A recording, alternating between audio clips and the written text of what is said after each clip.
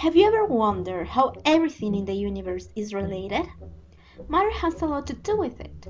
But what does this concept has to do with the composition of the universe?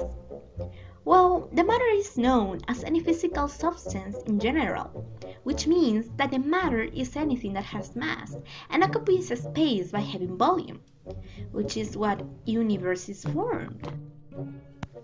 But we know that matter is not the only component in the universe. Atoms are the smallest unit of matter that conserve all of the chemical properties an element has, and for a long time it was believed as an indivisible unit. But the discoveries of the subatomic particles made by Rutherford, Thomson, and Chadwick demonstrated it wasn't true. The particles are protons, electrons, and neutrons respectively. But the investigations doesn't end there. There are more subatomic particles even smaller than the ones mentioned before. For instance, the quarks. These elements form protons and neutrons, the ones that form the atom.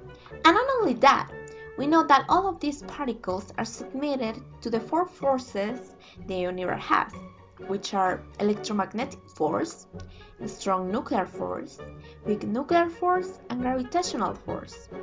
Everything is strongly connected.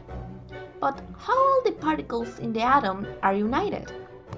So these points make us think a lot.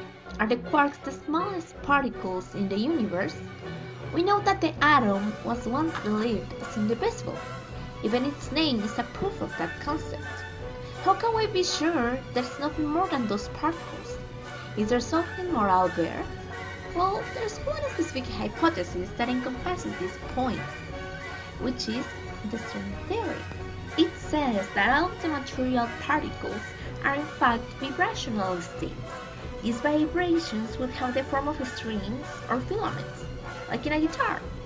The strings in this theory vibrate in different ways, and each vibration corresponds to a particle with similar properties but different mass.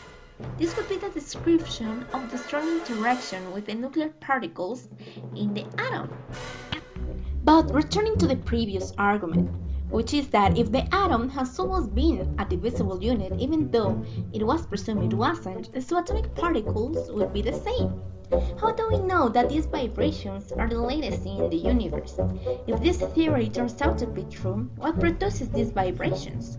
We would enter into an endless cycle of what forms or produces what thing. Nowadays, the accurate answer of how the particles are interacting with each other is unsolved.